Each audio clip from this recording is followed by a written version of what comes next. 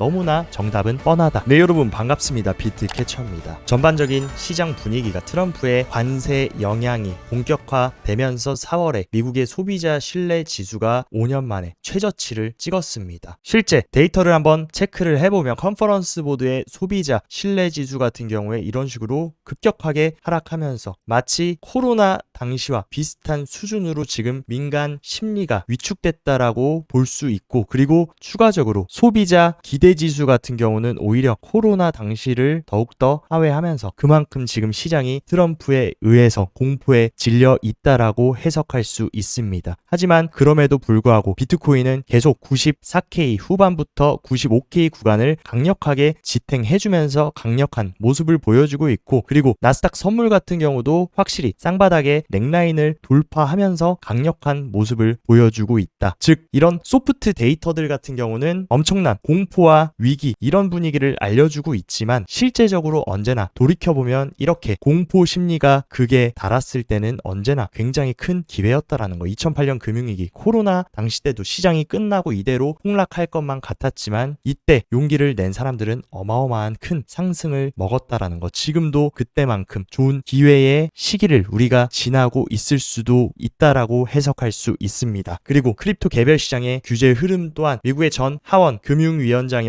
패트릭 맥킬린 또한 미국 의회가 8월까지 트럼프의 가상자산 관련 법안을 전달 목표로 한다. 그리고 본격적으로 이제 올 여름을 분기점으로 입법 활동이 본격화될 것이라고 전했습니다. 분명히 전 하원 금융위원장이었던 만큼 알고 있는 내용, 그리고 전해 들은 내용들이 많을 것이고, 단순히 뇌피셜이 아니라 실제로 여름부터 적극적으로 친가상자산 법안이 입법될 것을 지금 힌트를 던져주고 있다. 그리고 가장 중요한 미국의 스테이블 코인 법안 또한 다음 달 26일 이전에 상원 본회의 표결을 예정하고 있다라고 밝혔습니다. 만약에 스테이블 코인 법안이 정식으로 승인된다 라고 하면 분명히 지금 얼어붙어 있는 투심이 반전될 수 있는 크립토 개별 시장의 호재로 볼 수 있고, 이 스테이블 코인 같은 경우는 가상자산의 가장 강력한 슈퍼 앱인 만큼 스테이블 코인을 정식 인정해준다라고 하면 더 많은 유동성이 분명히 크립토 시장으로 유입될 수 있는 중요한 요소입니다. 그리고 미국 SEC 같은 경우는 일전에 페이팔의 스테이블 코인 PYUSD에 대한 조사를 종결하겠다라고 밝히면서 추가 조치 없다, 이런 식으로 하나둘씩 크립토 플레이어들과의 소송도 종결이 더욱더 폴 애킨스가 위임하고 나서 빠르게 종료되는 모습을 보여주고 있고, SEC 이번 주치는 규제 완화의 일환으로 SEC 리더십 변화에 관련이 있다라고 지금 시장도 해석을 하고 있습니다. 그리고 이더리움 기반 프로토콜인 토네이도 캐시도 과거 미국 재무부의 제재를 당했던 내용이 이번 텍사스 법원에서 판결이 나왔습니다. 재무부의 토네이도 캐시 제재 영구 금지해라. 이것 또한 친화적인 규제의 일환이고, 점점 더 시장의 분위기, 법원도 크립토 시장 혁신을 더욱더 추진할 수 있는 방향으로 완화적인 스탠스를 지속적으로 보여주고 있습니다. 그리고 트럼프 백악관의 디지털 자산 자문위원회 위원장인 보아인스도 최근 공식 석상 인터뷰에 나와서 미국은 더 많은 비트코인을 매우 창의적인 방법으로 축적할 거다. 즉 전략적 비트코인 축적할 방안들을 지금 논의하고 있고, 이런 것들을 지금 창의적인 방법이 나온다라고 하면 채택할 것이라는 힌트를 던져준 상황입니다. 그리고 트럼프 미디어의 CEO가 주주들에게 보내는 서한을 통해서 향후 플랫폼이 구독 결제 및 향후 트루스 생태계 내에서 다양한 용도를 위한 유틸리티 토큰 출시를 검토 중이다. 그래서 크립토 결제를 도입하겠다라는 발언을 해주었고, 이어서 트럼프의 차남인 에릭 트럼프가 트럼프의 두바이 타워 부동산 구매에 암호화폐 결제하는 것을 허용하겠다라고 얘기를 했습니다. 트럼프에 연관되어 있는 기업들부터 여러 가지 비즈니스들이 왜 이런 식으로 적극적으로 암호화폐 결제를 도입하려고 할까? 이런 식으로 결제를 도입한다라는 거, 이 시장을 죽이고 시즌을 종료시키겠다는 얘기입니까? 아니면 더욱더 주류 결제 시장으로 암호화폐를 끌어올리면서 혁신을 더욱더 장려하겠다는 의도겠습니까? 너무나 정답은 뻔하다. 그리고 아서 헤이즈 같은 경우도 최근 본인 트위터에 이더파이 기반 비자 카드를 만들 시간이다 라고 하면서 사진과 함께 글을 올려줬는데, 비자 네트워크를 사용해서 전 세계에서 스테이블 코인과 크립토 결제를 사용할 수 있다, 애플페이에서도 사용이 가능하다 하면서 온체인으로 생활하는 게 이보다 더 쉬울 수 없으며 이번 주 두바이에서 이 카드를 적극적으로 써볼 생각이다. 점점 더 이런 크립토와 온체인 거래는 주류 결제 시장으로 빠르게 침투하고 있고, 지금은 새로운 결제와 금융의 패러다임이 이 블록체인 기술을 통해서 변화하고 있는 굉장히 중요한 변곡점임을 시사하고 있습니다.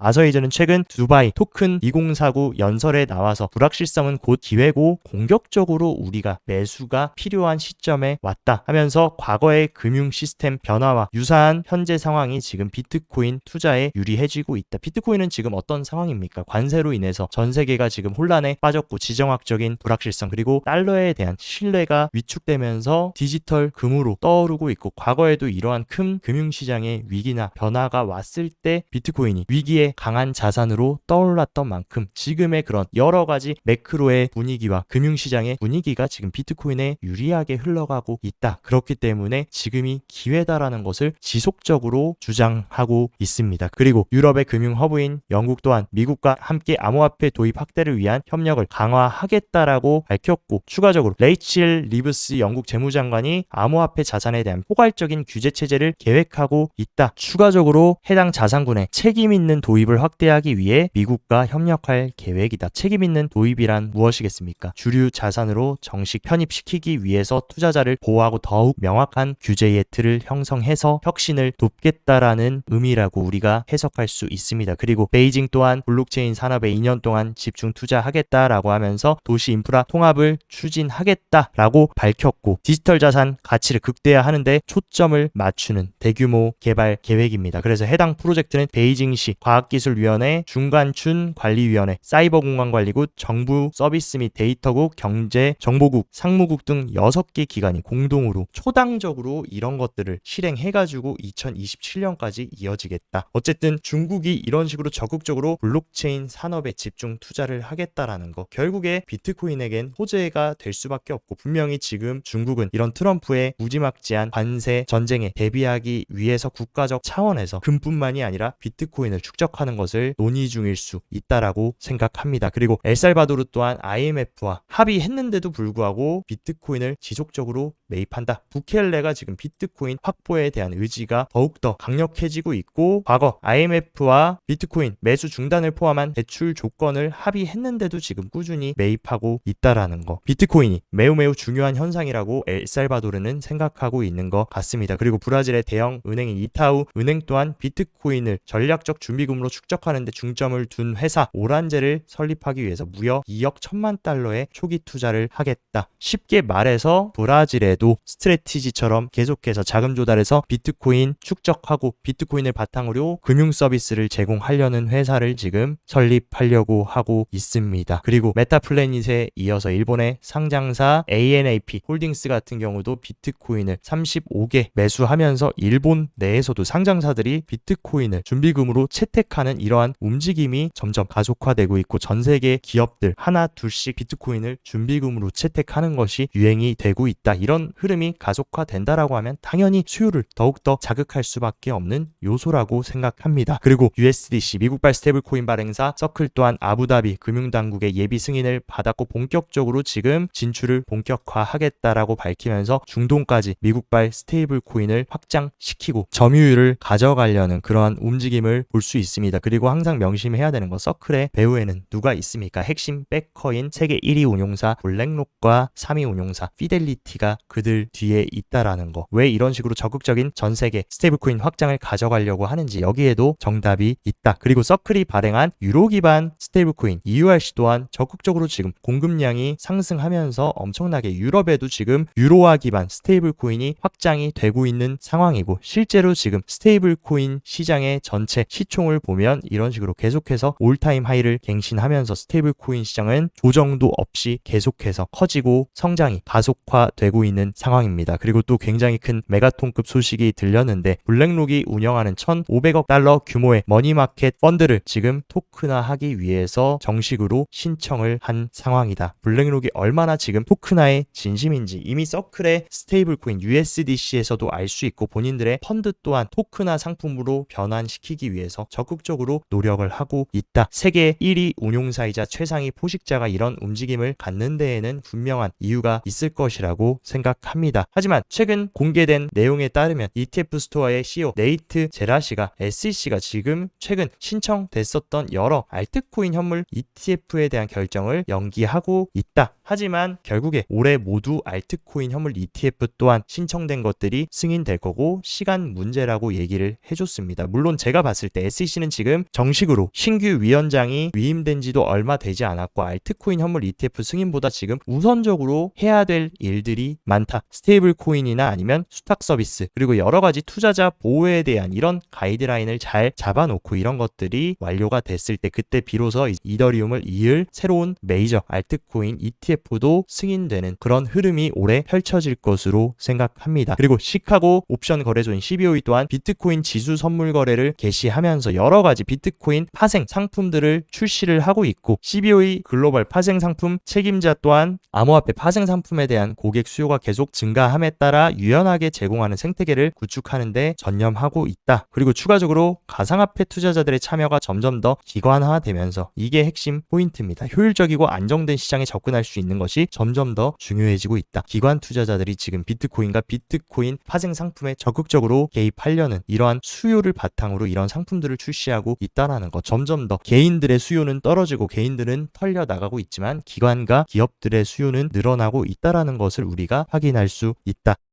몇 가지 비트코인 온체인 데이터의 흐름도 체크를 해보자면 최근 비트코인이 다시금 95K에 올라오면서 이 구간은 굉장히 강력한 매물대가 매집되어 있는 구간입니다. 여기서 약간의 차익 실현 매물이 나오면서 비트코인 현물 거래량 델타가 지금 급격하게 하락하고 있다. 어쨌든 비트코인이 큰 상승을 한 만큼 어느 정도 차익 실현이 지금 나오고 있다라고 우리가 해석할 수 있고 비트코인 선물 심리 인덱스 같은 경우도 불과 3일 전만 해도 적극적인 수요가 들어오면서 튀어 올랐지만 현재는 약간의 소강 상태를 보이면서 눈치 보기 흐름을 가져가고 있다라고 얘기하고 있습니다. 그리고 추가적으로 지금 비트코인 첫 매수자부터 모멘텀 매수자들은 지금 시장에 들어오고 있는 것도 맞지만 반대로 지금 수익을 실현하고 있는 트레이더들도 조금씩 생겨나고 있다라는 거. 확실히 지금 95K 구간에서 단기 고점이라고 판단하고 차익을 실현하는 물량들 또한 많고 이 물량을 받으려는 신규 투자자들 또한 굉장히 많다라고 해석할 수 있습니다. 그리고 고래들의 포지션 센티멘트 같은 경우도 최근 지속적으로 고래들이 적극적인 포지션을 잡다가 이런 식으로 95K 구간에서 약간의 센티멘트가 줄어들면서 포지션을 줄이고 있다라는 거. 확실히 고래들도 어느 정도 차익 실현을 하면서 시장을 보고 있는 것으로 보입니다. 왜냐하면 현재 95K부터 100K 이 사이 구간에 어마어마한 매물대가 위치를 하고 있다. 그렇기 때문에 이러한 매물대를 소화하는 과정에서 차익 실현을 하는 사람도 있고 여기서 매도를 하는 사람도 많기 때문에 이 95K를 어떻게 확실히 강력하게 뚫어주느냐 아니면 저항을 받고 약간의 기간 조정에 들어가느냐 이 부분을 체크하는 게 굉장히 중요할 것 같습니다. 하지만 어쨌든 저는 단기 모멘텀은 아직도 강세를 유지하고 있다라고 보고 있고 가장 중요한 수요 단위 비트코인 현물 ETF가 지금 8일 연속으로 강력한 유입세가 들어오고 있다라는 거. 현물 ETF의 유입이 유출로 바뀌지 않는 한은 어쨌든 95K를 잘 지켜주면서 충분히 저는 돌파해줄 수 있을 것이라고 생각하고 있습니다. 그리고 비트코인 OTC 장외 시장의 인벤토리도 보면 이런 식으로 계속 장외 시장의 비트코인 물량이 줄어들고 있다. 기관이나 기업들은 계속해서 지금 비트코인을 매집하고 있다라고도 우리가 해석할 수 있는 상황입니다. 그리고 단기적인 관점에서 비트코인 차트 흐름도 일단 체크를 해보면 지금 굉장히 적극적으로 매도 세력과 매수 세력이 싸우면서 95K의 윗꼬리가 달렸고 또 반대로 92K 구간에는 밑꼬리가 달리면서 지금 박스권을 만들어주고 있습니다. 지금과 비슷한 패턴 언제도 나왔습니까? 본격적으로 90K를 돌파하기 전 85K 구간도 이런 식으로 공방전이 대략적으로 일주일 이상 지속되고 나서 이 박스권 상단을 돌파하는 방향으로 큰 랠리가 나왔다. 그렇기 때문에 우리도 현재 지금 이 해당 박스권을 강력하게 돌파하는 방향으로 큰 추세가 나올 것으로 생각하고 있고 제가 개인적으로 보고 있는 관점은 만약에 95K를 돌파하지 못해서 조정이 나오더라도 이 91K 구간만 잘 지탱해준다라고 하면 다시금 돌파를 해줄 수 있는 그러한 자리라고 생각됩니다. 다만 어쨌든 현재는 지금 일봉 RSI가 굉장히 과매수 구간에 들어와 있는 상태이기 때문에 약간은 여러분들이 리스크 관리는 하시면서 대응하시기를 권장드립니다. 하지만 사이클 관점에서 아직도 사이클 합이라고 볼 수 없는 가장 정확한 인간지표 구글 트렌드의 비트코인 검색량 같은 경우 2017년 사이클의 최고점 2021년 사이클의 최고점 당시에도 이런 식으로 구글 트렌드가 어마어마하게 과열이 된 이후에 비트코인 사이클이 종료됐습니다. 지난 지금 108K를 찍었던 구간이 사이클 탑이라고 보기에는 과거의 구글 트렌드 지수에 비하면 너무나 터무니없이 작은 수준, 아직 그 사이클 탑을 의미하는 그러한 어마어마한 광기는 저는 아직 오지 않았고 우리를 기다리고 있다라고 생각합니다. 그리고 MVRV 히트맵 같은 경우도 언제나 사이클 탑 구간에는 이런 식으로 진한 빨간색이 표시가 되면서 어마어마하게 MVRV 히트맵이 과열이 되고 사이클이 종료됐는데, 지금은 이런 주황색 시그널은 나왔지만 강력한 빨간색 시그널은 아직 나타나지 않았다. 그렇기 때문에 충분히 마지막 피날레를 보여주면서 강력한 과열 구간을 만들어주는 그런 시기가 곧 도래할 것으로 저는 보고 있습니다. 그리고 많은 분들이 캐쳐님 이번 사이클은 다릅니다, 과거처럼 가지 않을 겁니다, 이렇게 얘기하시는 분들도 계시겠지만, 첫 번째 2014년 사이클 관점에서 보면 지금 자리가 역사적 신고점을 찍었던, 사이클 탑을 찍었던 자리는 맞다. 하지만 그 다음 두 번째와 세 번째 사이클 같은 경우는 역사적 신고점 사이클 탑을 찍었던 구간이 지금과 비교했을 때 충분히 시간이 남아 있습니다. 그리고 현재 자리도 과거의 사이클 흐름과 크게 벗어나지 않고 지금 궤를 잘 그리면서 절대 과거 사이클과 다르게 가지 않고 있다라는 것을 보여주고 있습니다. 그리고 과거 반감기를 기준으로 사이클 탑을 찍었던 시간을 계산해보면 첫 번째 사이클은 반감기 이후 1년이 걸렸고, 두 번째 사이클은 반감기 이후 1년 6개월이 걸렸다. 세 번째 사이클 또한 1년 6개월이 걸려서 역사적 사이클 탑을 찍어줬는데, 지금은 반감기 시작 이후 딱 1년이 지났습니다. 과거 두 번째, 세 번째 사이클을 따라간다라고 하면 아직도 우리에게는 6개월이라는 시간이 남아있고, 그 6개월이라는 시간은 크립토 사이클에서 어마어마한 변화가 생길 수 있는 충분한 시간이라고 생각합니다. 그렇기 때문에 남아있는 사이클 구간, 그리고 그 시간들을 어떻게 잘 활용하고 대응하고 시장에 임하느냐에 따라서 이번 사이클의 성적표가 나올 것이기 때문에 사이클 최종 결승선까지 잘 살아남으셔서 유종의 미를 거두셨으면 좋겠습니다. 오늘 영상도 시청 진심으로 감사드리고, 영상 도움되셨다 하시면 좋아요, 구독 눌러주시고, 더 자세한 투자 전략이 궁금하다 하시면 영상 하단 고정 댓글에 제가 운영하는 크립토 시황 정보방 활짝 열어놨으니까 이쪽에서 시황도 잘 체킹하시면서 성공적인 크립토 투자 계속 이어가시기 바랍니다. 오늘도 시청 진심으로 감사드리고 여기까지 비트캐쳐였습니다.